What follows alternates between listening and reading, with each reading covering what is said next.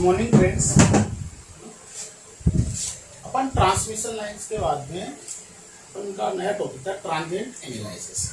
Transient analysis में अपन ने पहले ट्रांजिएंट फिनोमेना, लाइटिंग फिनोमेना के बारे में डिस्कस किया।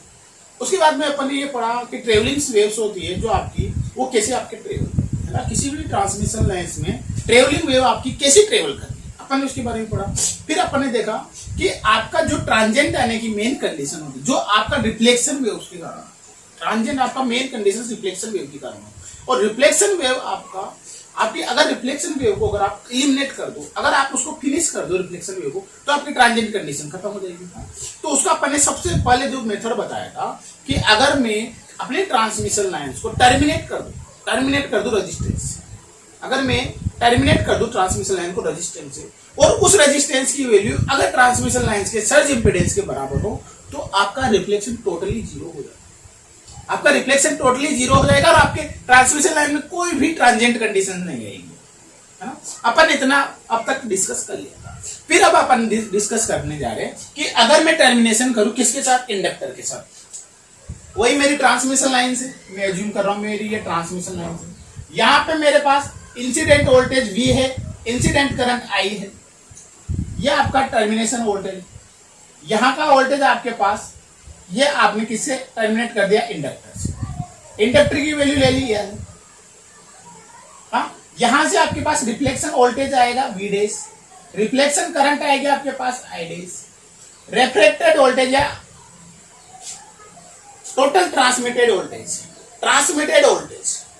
V dash and transmitted current I double dash.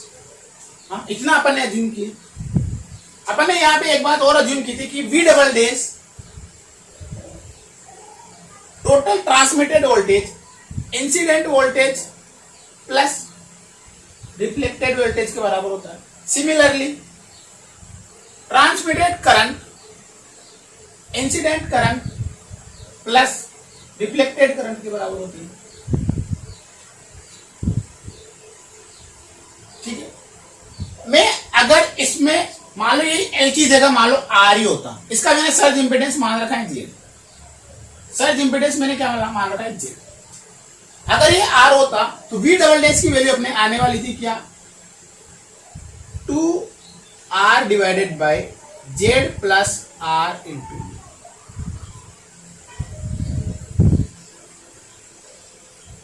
Similarly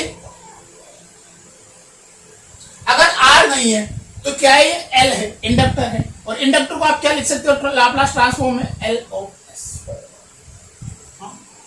तो क्या इस केस में क्या आने वाला है, V डबल डैश की वैल्यू आने वाली है आपके पास 2L of S divided by Z plus L of S into voltage का आपका लाप्लास ट्रांसफॉर्म पर 1/S। इस S से S कैंसिल हो जाएगा।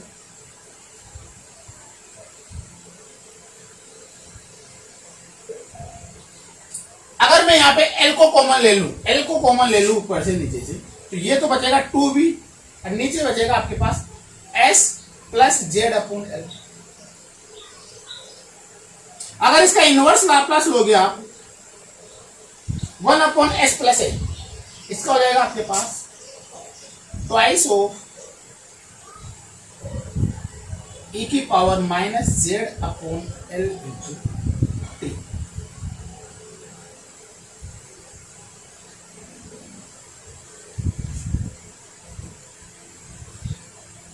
इसका मतलब क्या है कि आपका जो V डबल डैश है, ये वाला V डबल डैश है, समय के साथ साथ क्या हो रहा है, increasing.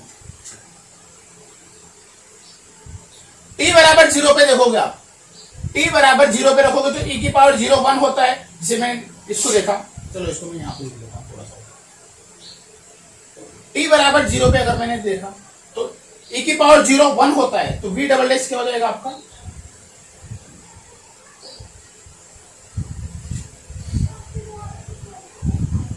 2V।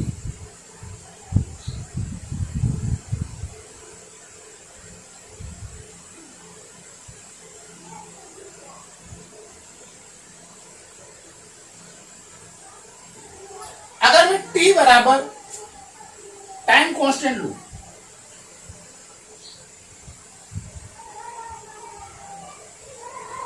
L divided by Z, e की पावर -1 0.693, तो ये v क्या हो जाएगा,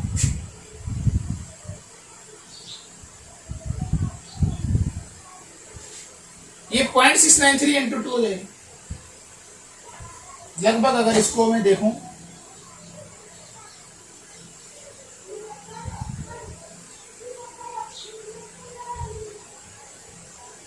चलो इसको पूरा डेरिवेशन कर लेते हैं ना।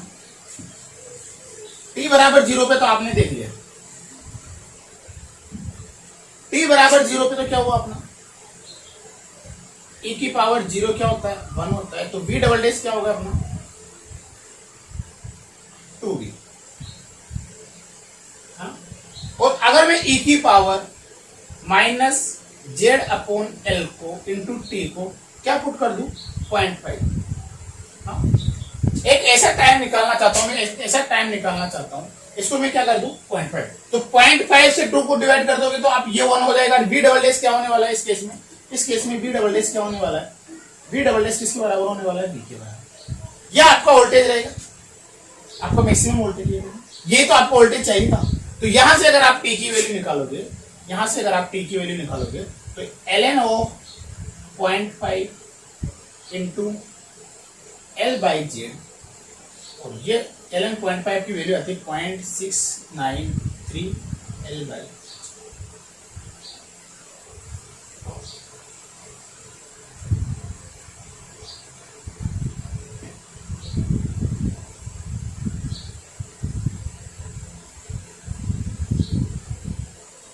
अगर इसमें थ्योरी लिखना चाहो तो एक लाइन, एक दो लाइन लिख लो।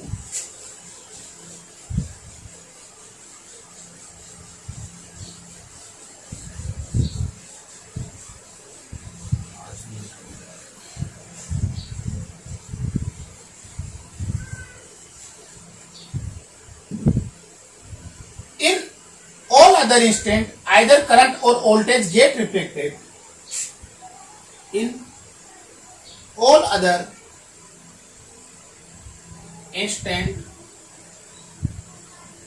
either current or voltage get reflected.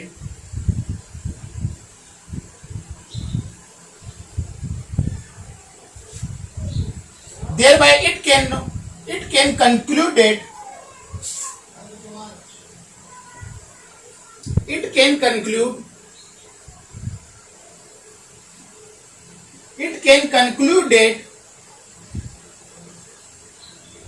the terminate of line with inductor will not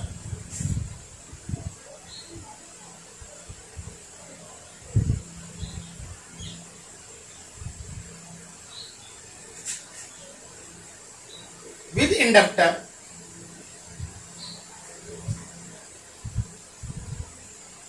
will not give reflection 0.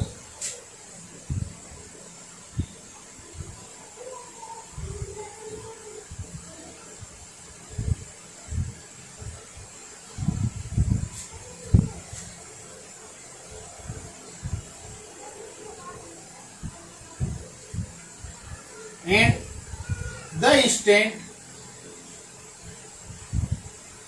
at which reflection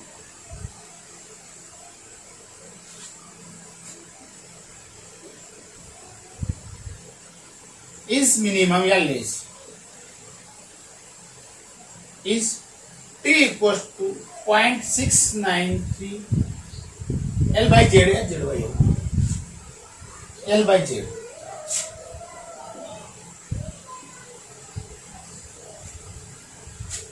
भाई इंडक्टर के केस में क्या है, आप इसको मिनिमम कर सकते हो लेकिन टोटली लिमिट नहीं कर सकते। हाँ, वो टाइम जहां पे आपका रिफ्लेक्शन सबसे कम होगा या लेस होगा, है ना,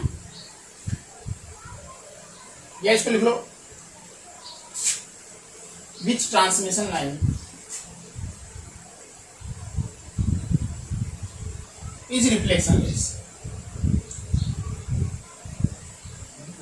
मतलब इस इंस्टेंट पे केवल 1 सेकंड या 2 सेकंड के लिए आपका रिफ्लेक्शन 0 हो सकता है, अदरवाइज आपका रिफ्लेक्शन 0 नहीं होने वाला है ना। वी डबल एस की वैल्यू एट द इनफाइनाइट में 0 है आपके पास। अगर उस वाले इक्वेशन में आप रखोगे तो एट द इनफाइनाइट, क्योंकि वो डिकेइंग इक्वेशन में e की power minus 2, at the infinite में आपके पास 0 है। ठीक है, अब अपन कैपेसिटर के साथ कर देते हैं। कैपेसिटर में मैं थोड़ा सा लिखा देता हूं, फिर उसके बाद में कुछ भी नहीं है ना।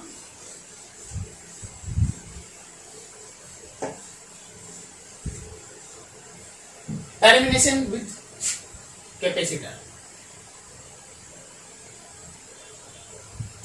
मैं यहां पे क्या लगा दूं, कैपेसिटर।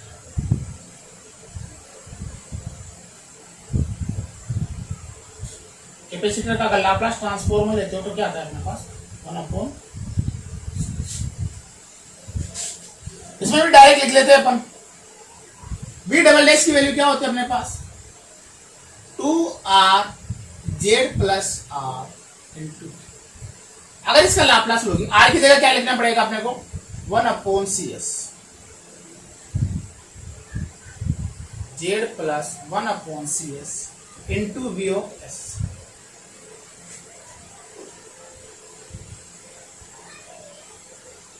ठीक है, 1/CS एलसीएम ले लीजिए नीचे से अगर मैं CS तो ऊपर वाला CS नीचे वाला CS कैंसिल हो जाएगा, twice of ZCS plus 1 into V upon S। अगर 1/ZC को मैं कॉमन ले लूं,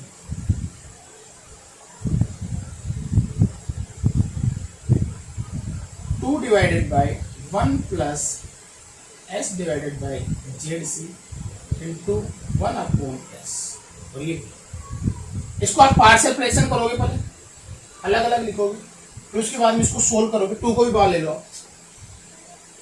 2 पार्शियल फ्रैक्शन हो रहे 1/S and 1/S divided by ZC।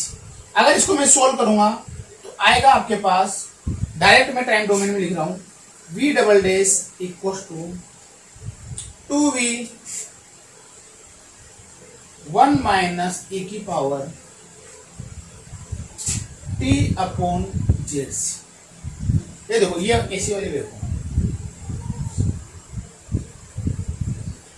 t बराबर इनफाइनाइट पे इसकी वैल्यू क्या होने वाली, t बराबर इनफाइनाइट पे ये 0 हो जाएगा, ये 0 हो जाएगा, तो क्या हो जाएगा 2v के बराबर हो जाएगा।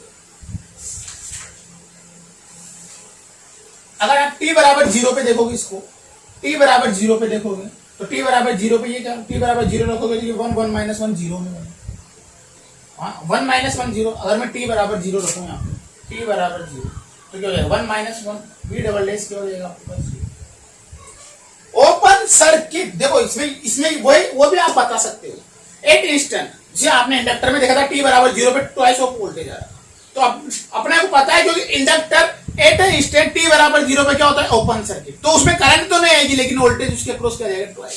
यहाँ पे देखो t बराबर 0 पे कैपेसिटेंस किसकी तरह बिहेव करता है अपने पास शॉर्ट सर्किट की तरह, तो देखो v बराबर 0 आ गया, कैपेसिटर के अक्रॉस t बराबर 0 पे v बराबर 0 आ गया। इनफाइनाइट पे किसकी तरह वर्क करेगा ये ओपन सर्किट, वो किसकी तरह वर्क कर रहा था शॉर्ट सर्किट की तरह, तो वहां पे v 0 आने वाला था, और यहाँ पे ओपन सर्किट में v बराबर क्या आने वाला है आपके पास 2 voltage, twice of the voltage. देखो इसमें इनफाइनाइट होगा तो 1 इनफाइनाइट 0 होने वाला है, 1 इनफाइनाइट 0 होने वाला है, तो 2v इंटू 1 2v आएगा, t बराबर अगर मैं इनफाइनाइट रखूंगा। लेकिन मेरे को तो क्या चाहिए v चाहिए, अगर मैं इसकी वैल्यू क्या आनी चाहिए v आनी चाहिए, हाँ इसकी वैल्यू क्या आनी चाहिए v। अगर मैं v डैश की वैल्यू v डबल डैश की वैल्यू v पुट करूं, अगर मेरे पास v डबल डैश की वैल्यू v आ जाए 2v 1 माइनस e की power minus t by Z, हाँ v से v कैंसिल 1/2,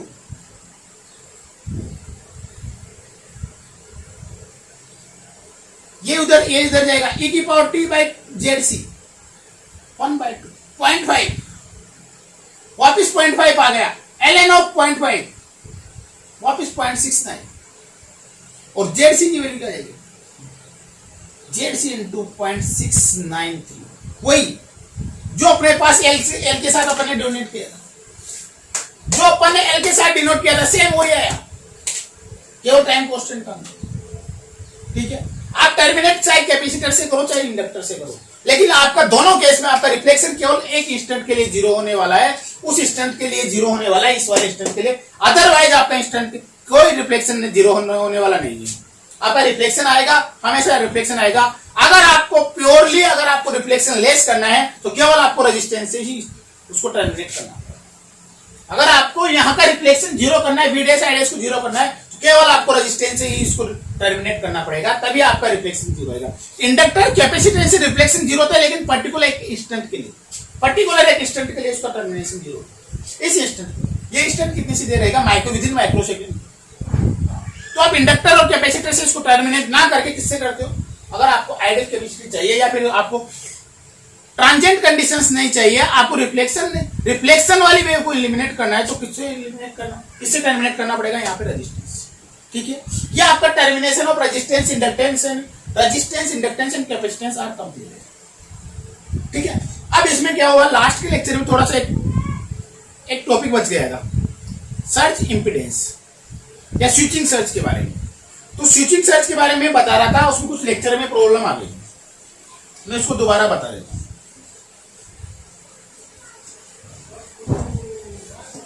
स्विचिंग सर्ज,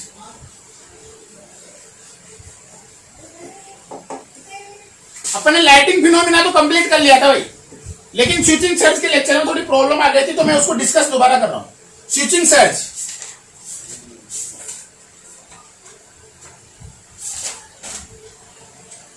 पांच मिनट 10 मिनट का टॉपिक है, ज्यादा का नहीं है। स्विचिंग सर्ज क्या होता है?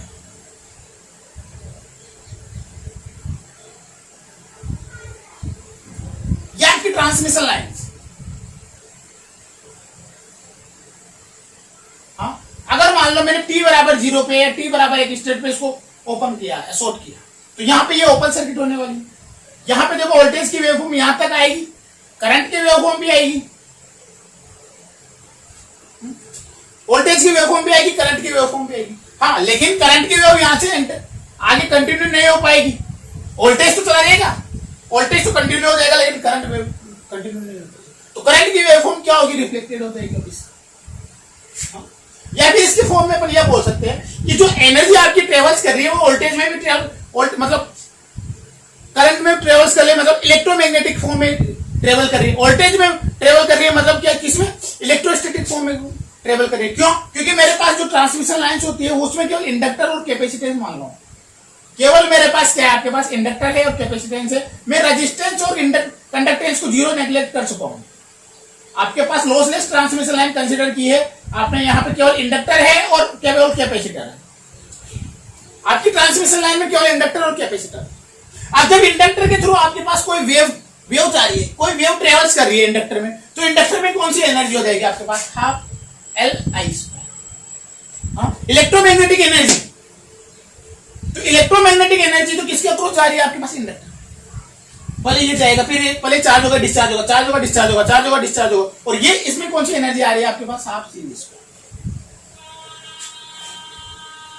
तो क्या होगा इस इंस्टेंट में? क्या होगा इस इंस्टेंट में? क्या होगा? जैसे ये वाला इंस्टेंट, ये वाला इंस्टेंट, अब हाफ CV², ये वाली एनर्जी तो चली जाएगी यहाँ पे क्योंकि ओपन एंड है, लेकिन यहाँ पे करंट जीरो हो गई।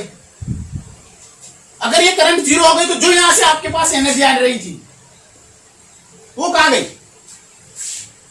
अगर वहां से कोई एनर्जी आ रही थी हाफ Li² मैग्नेटिक फॉर्म में, वो कहां गई? वो एनर्जी कन्वर्ट हो जाएगी इलेक्ट्रोस्टैटिक एनर्जी। ये एनर्जी इस वाली एनर्जी में कन्वर्ट हो जाएगी। अगर इस वाली एनर्जी में कन्वर्ट हो जाएगी तो आपको C तो कांस्टेंट रहेगा और आपको वोल्टेज क्या हो जाएगा? ट्वाइस हो जाएगा,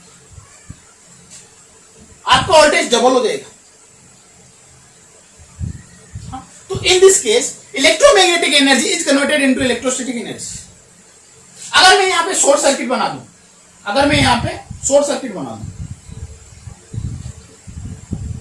यहां पे करंट तो ट्रेवल करेगी, लेकिन वोल्टेज क्या हो जाएगा आपका? जीरो हो जाएगा। इस जगह पे तो दोनों आ रहे हैं, लेकिन इस पॉइंट पे जहां पे आपका शॉर्ट सर्किट हुआ, करंट तो ट्रेवल करेगी, लेकिन आपका वोल्टेज क्या हो जाएगा? जीरो हो जाएगा।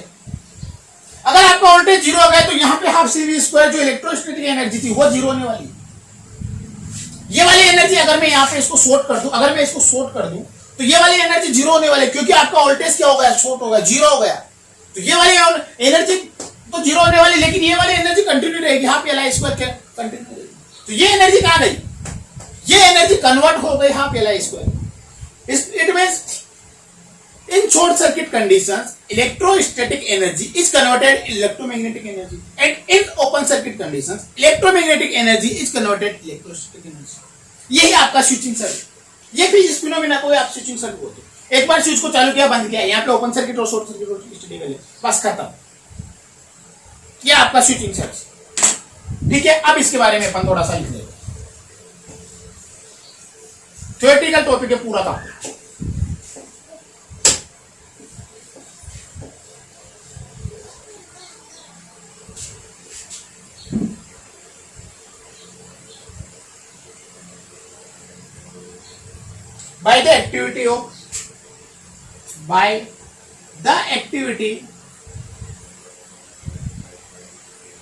by the activity of switch on and off transient phenomena is switch on and off transient phenomena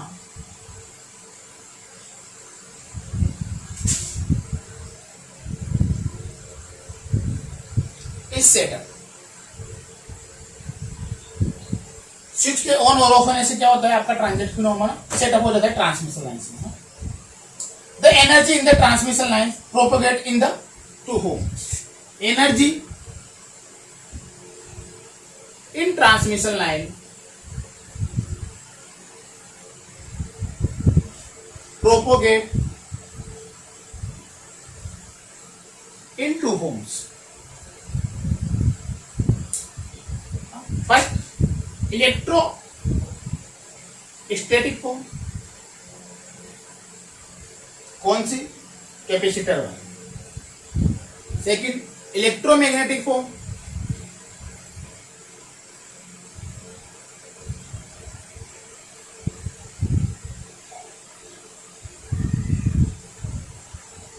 आप LI square.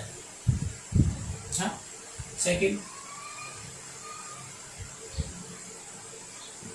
When switch is off, जब आपका स्विच ऑफ हो रहा है, पहली condition, when switch is off,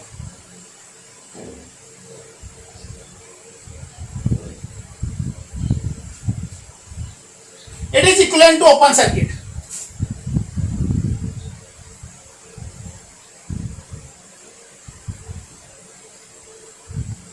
Open circuit. At that end, the current cannot travels. The current cannot travel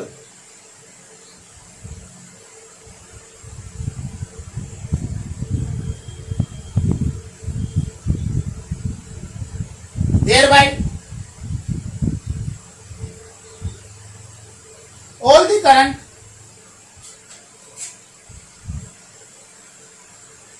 reached at that point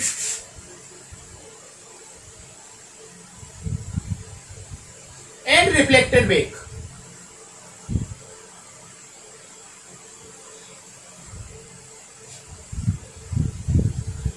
वापस आ जाएगी।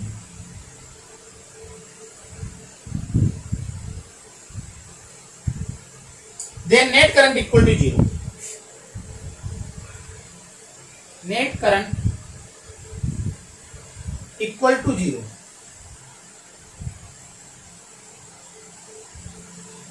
आपकी नेट करंट क्या होने वाली, 0 होने वाली।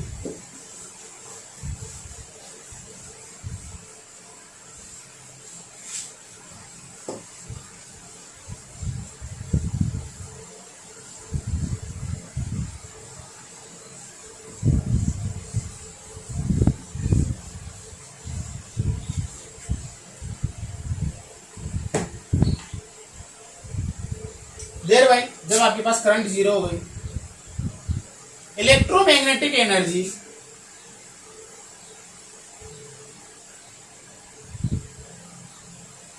Is converted electrostatic energy.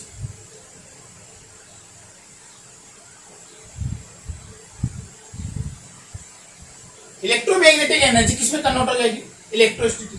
This is the reason, यही आपका कारण है कि आपका वोल्टेज उस पॉइंट का इंक्रीज हो जाता है। thereby voltage rise, thereby voltage rise, इस कारण आपका वोल्टेज क्या हो जाएगा, इंक्रीज हो जाएगा। When the switch is on, जब आपका स्विच ऑन होता है,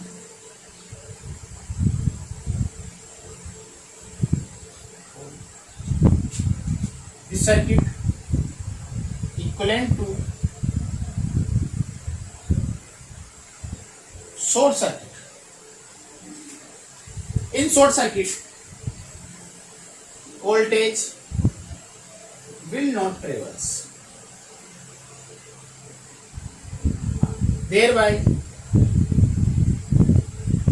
voltage, all the voltage waveform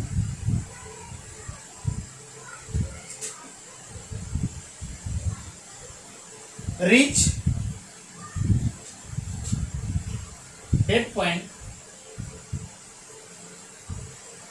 and reflected wave,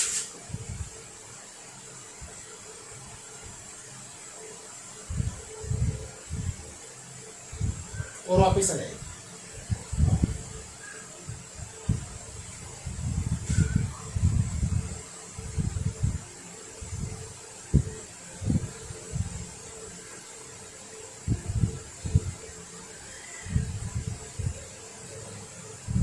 thereby electrostatic energy, electrostatic energy existed electrostatic energy will convert into electromagnetic energy and current will rise। ठीक है, ये आपका switching search था जो कंप्लीट हो। By this way above explanation, लिख लो इसको, by above explanation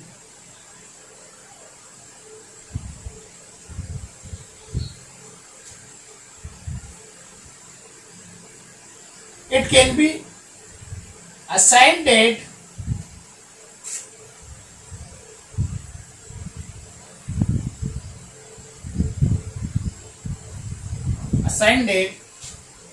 by search switching search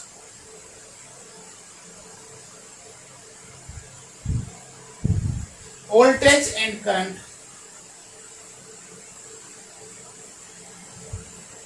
will be rise।